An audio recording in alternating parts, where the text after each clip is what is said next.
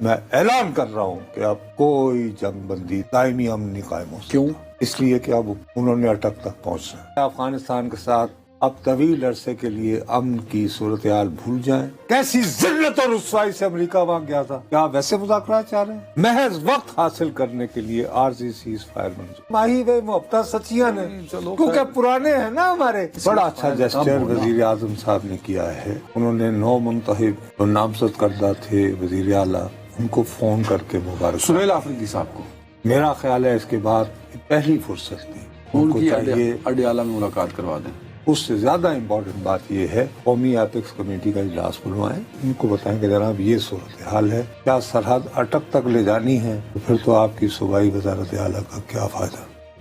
وزیر اعظم پاکستان نے فیڈرل کابینہ میں جو کچھ کہا ہے، اگر آپ اس کو غور سے بٹوین دا لائن سفارتکاری کے تقاضوں کو ذہن میں رکھتے ہوئے پڑھیں، یہ بہت ضروری ہے۔ تو وہ یہ فرماتے ہیں کہ ہم چاہتے ہیں، ایک تو پہلی بات یہ کہ ان کا فرسٹ نقطہ نمبر 1، جب پاکستان پر حملہ ہوا اس وقت افغان وزیر خارجہ دلی میں بیٹھے تھے، میر خان متقی۔ دوسرا، طویل مدت کے لیے جنگ بندی ہو، محض وقت حاصل کرنے کے لیے عارضی سیز فائر منظور نہیں۔ 2 باتیں ہو گئیں۔ تیسری بات ان کا یہ ہے کہ قطر اس معاملے میں سنجیدگی کے ساتھ، گہرائی کے ساتھ کاوشیں کر رہا ہے۔ امیر قطر نے شرم الشیخ میں مجھ سے کہا کہ پاکستان پر حملہ نہیں ہونا چاہیے تھا، ہم چاہتے ہیں جنگ بندی ہو، اس کے لیے کردار ادا کرنا چاہتے ہیں۔ اب فائر بندی پاکستانی وقت کے مطابق کل 6:30 بجے ہوئی تھی، 6:30، 24 گھنٹے گزر 26 گھنٹے۔ تو کل اتفاق سے ہمارا پروگرام نہیں ہے، کل اس وقت پاکستان اور افغانستان کی صلح ہوگی، جنگ بند ہوگی، کم از کم آج آ جاتا کہ جی 1 دن کی ایکسٹینشن ہو گئی ہے۔ اس بیچ میں منسٹر صاحب دیکھیں نا، اشتعال انگیز بیانات وہاں کی لیڈرشپ کی جانب سے جاری رہے، آپ تو شاید آپ کے پاس ہوں گے۔ دیکھیے، آپ کے پاس جو بنیادی مسئلہ ہے وہ یہ ہے کہ آپ کس طرح یہ طے کریں گے کہ نام نہاد اگر ٹی ٹی پی کی جانب سے دخل اندازی ہو رہی ہے، در اندازی جیسے آج ہوئی ہے، تو اس کو طالبان کی سرپرستی یا پشت پناہی حاصل نہیں ہے۔ اچھا، اب بات یہ ہے کہ چلیں جی، ہمیں چیزوں کو دیکھنا چاہو۔ یار یو این کی جس رپورٹ کا تم ذکر کر رہے ہو نا، آپ کہہ رہے ہیں ایک تمہارا سب سے بڑا پرابلم یہ ہے کہ تم اپنے ہی پروگرام میں بریک کی گئی سٹوریز کو نہیں پڑھتے ہو۔ ہم نے جیسے ہی یہ رپورٹ آئی تھی، فخر کاکا خیر نے اس کا ذکر کیا تھا، اور پرسوں جب ہم نے فخر کاکا خیر کو دیا تھا تو اسی رپورٹ کا ذکر تھا جو آج سب کو یاد آ گئی ہے۔ اس میں تو آپ برائے مہربانی، اس میں ہماری ہی بات کی وہ توثیق کی گئی نا آگے کہ ٹی ٹی پی سب سے آزاد ہے، یہ وہ کہتے ہیں۔ سے تمہیں آج پہ لانا چاہتا ہوں، چھوڑو نا ابھی فی الحال۔ مسئلہ یہ ہے کہ میں دوبارہ کہہ رہا ہوں کہ اگر مذاکرات ہونے ہیں تو یہ بہت مناسب وقت تھا آج کہ 24 گھنٹے گزر گئے ہیں تو کم از کم 2 دن کے لیے مزید جو ہے وہ فائر بندی بڑھا دی گئی ہے، اور قطر کی درخواست پر۔ یہ تو آپ کے وزیر اعظم نے نہیں کہا ہے، انہوں نے کہا کہ قطر نے کچھ کہا کہ ہم کرنا چاہتے ہیں، کردار ادا کرنا چاہتے ہیں۔ اب کردار ادا کرنے کی خواہش کا اظہار کرنا اور بات ہے، کر سکتے ہیں نا۔ انہوں نے کہا کہ ہمیں کردار او یار میں پھر بول رہا ہوں، 48 گھنٹے کی جنگ بندی، 26 گھنٹے گزر گئے، تو کل کیا ہوگا؟ 6 بجے ہو سکتا ہے، کہہ رہے ہو نا، وہ حالت ہجان رہی نا، بس میں صرف یہ عرض کر رہا ہوں۔ اسی کا وزیر اعظم بھی یہی کہتے ہیں کہ مستقل دہشت گردی اور ہمارے مطالبات۔ بس بہرحال آپ اسی چکر میں آپ لفظوں کے ہیر پھیر میں الجھے رہو۔ دوسری اطلاع یہ ہے کہ وزیر اعظم یہ کہہ رہے ہیں کہ پاکستان پر جب حملہ ہوا تو اس وقت افغان وزیر خارجہ انڈیا میں تھے، دلی میں موجود تھے۔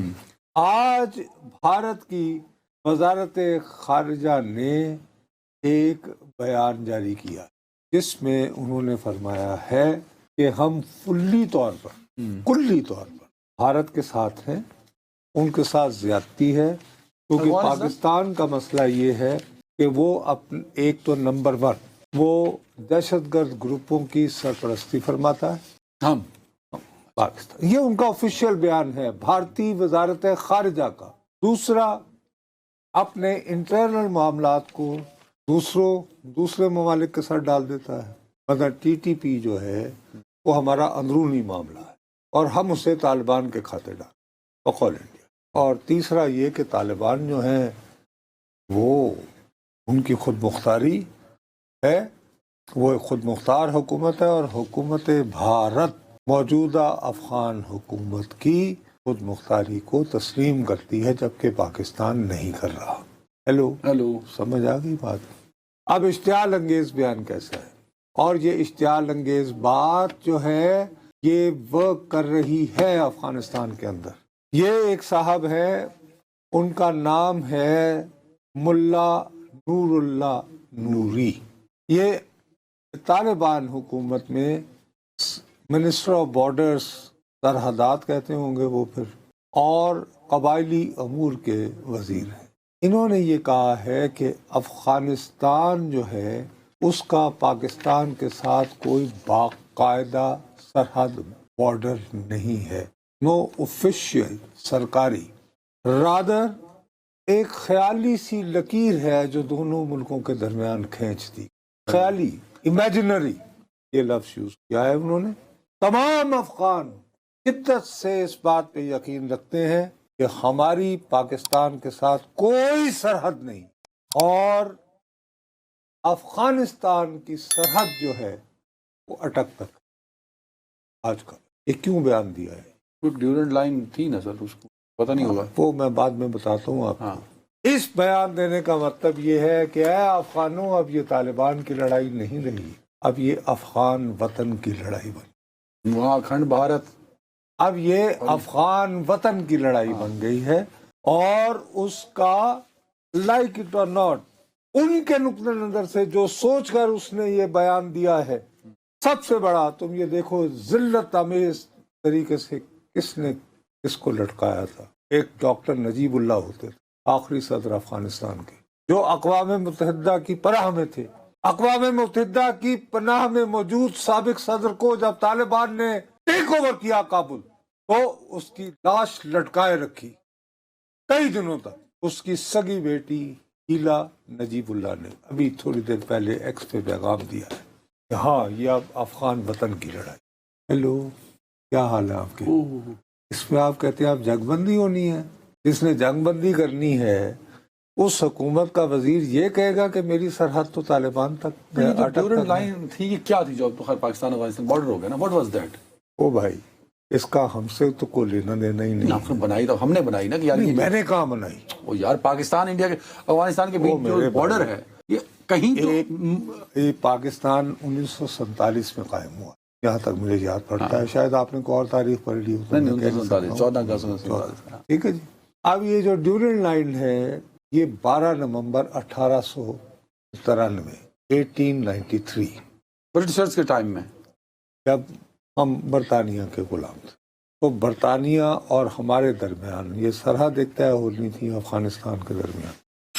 ठीक, अब इसके लिए निगोशिएशंस होती रही पहले लंबी चौड़ी, और इस पर दस्तखत किए मैंने नहीं, अफगानिस्तान के अमीर जनाब अब्दुल रहमान, अमीर अब्दुल रहमान।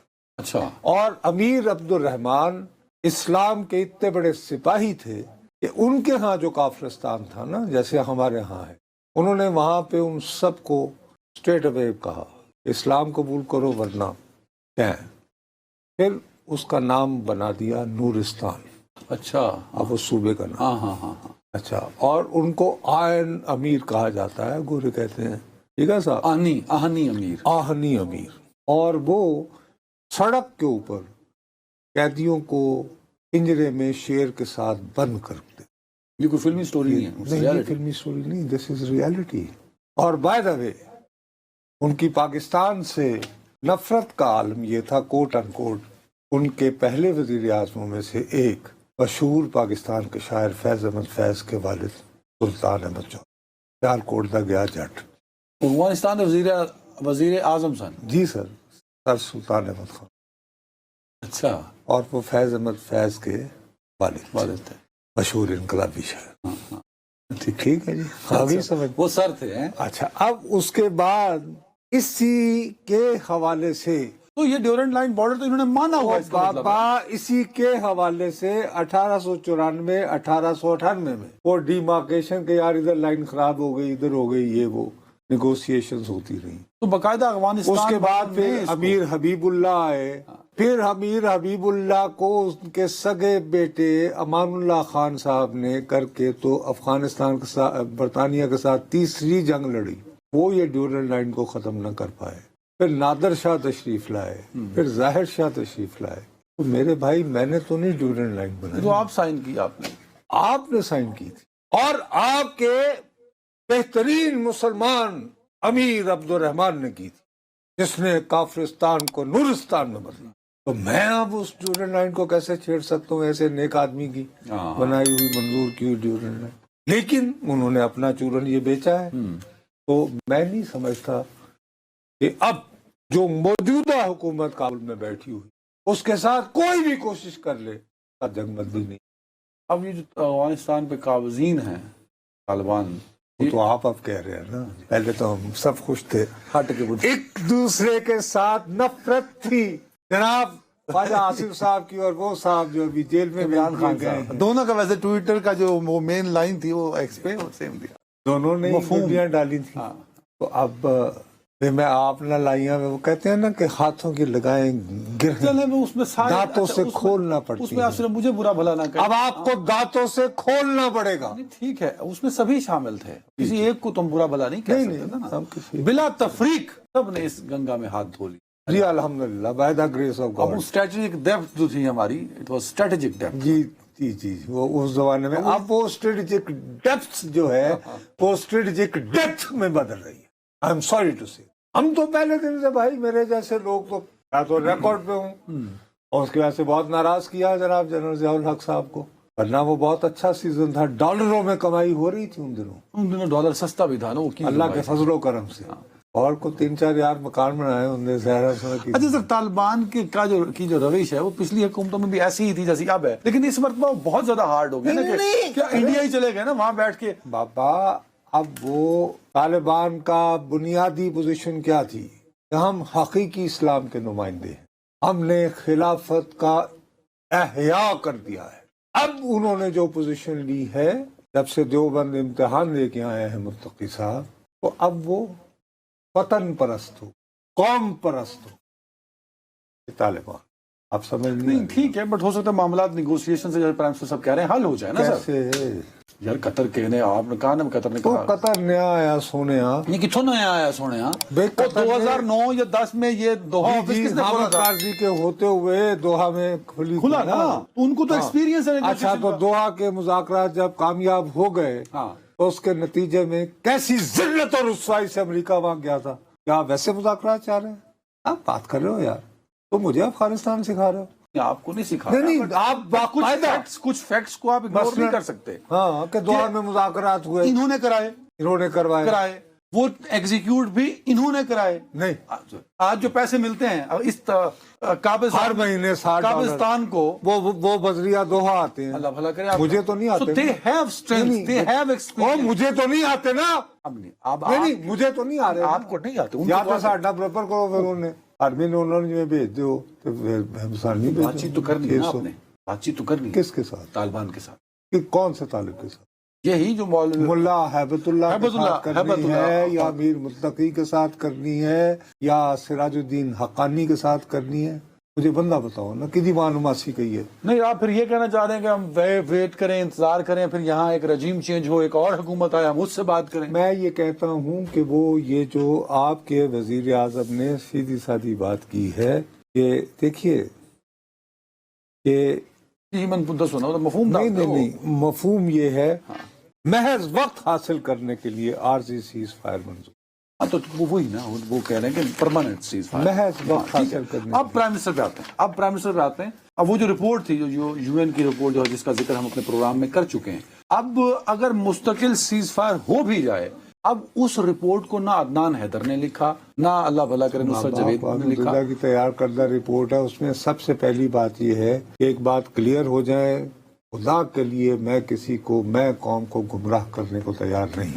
میں نہیں سمجھتا کہ اس وقت طالبان جو حکومت کابل میں بیٹھی ہوئی ہے نام نہاد، اس کے ساتھ طویل المدتی بنیادوں پر، غیر سگالی سے، ون ون کی بنیادوں پر، ایک ہمبل اسٹوڈنٹ ہوتے ہوئے سفارتکاری کا میں اعلان کر رہا ہوں کہ اب کوئی جنگ بندی دائمی امن نہیں قائم ہو سکتا. کیوں؟ اس لیے کہ اب انہوں نے اٹک تک پہنچنا ہے. وہ تو کسی ایک کا جذباتی بیان ہے نا، ایک کا بیان نہیں ہوتا. اچھا یہاں پہ ہو تو کابینہ کے ایک وزیر کا بیان پوری کابینہ کو ہوتا ہے. اوچھے ہوئے تھے نالے آلی بھی دل میں محبتیں نہیں جاتی نا، ماہی وے محبت سچیاں نے، کیونکہ پرانے ہیں نا ہمارے ماشاء اللہ. بھائی اتنے زیادہ اچھا میں کنڈیشنل سوال پوچھ رہا ہوں نا بھائی. یار میرا صرف یہ ہے کہ آپ کی سچی بات ہے افغانستان کے ساتھ اب طویل عرصے کے لیے امن کی صورتحال بھول جائیں. اس میں کوشش کریں کہ خدا کے لیے سرحد کے اس طرف، مثلا جیسے آج بڑا اچھا جسچر وزیر اعظم صاحب نے کیا ہے، انہوں نے 9 منتخب جو نامزد کردہ تھے وزیر اعلیٰ ان کو فون کر کے مبارک، سہیل آفریدی صاحب کو. سہیل آفریدی صاحب میرا خیال ہے اس کے بعد پہلی فرصت تھی ان کو چاہیے اڈیالہ میں ملاقات کروا دیں. یار وہ بھی کروا دینے میں کوئی حرج نہیں، وہی نا. لیکن اس سے زیادہ امپورٹنٹ بات یہ ہے کہ اس کے بعد، بلکہ میری اپنی یہ خواہش ہوگی کہ اڈیالہ ان کے جانے سے قبل آپ فوری طور پر قومی ایپکس کمیٹی کا اجلاس بلوائیں اور وہاں پر ان کو یہ جو تمہارے کیا پاور پوائنٹس کہتے ہو ان کی مدد سے ان کو بتائیں کہ جناب یہ صورتحال ہے. اب آپ بتائیں، اور آپ تو ماشاءاللہ خود قبائلی علاقے سے ہیں، تو آپ بتائیں ہم کیا کریں. آپ بتائیے ہمارے لیے کیا چوائس ہے. کیا سرحد اٹک تک لے جانی ہے؟ تو پھر تو آپ کی صوبائی وزارت اعلیٰ کا کیا فائدہ.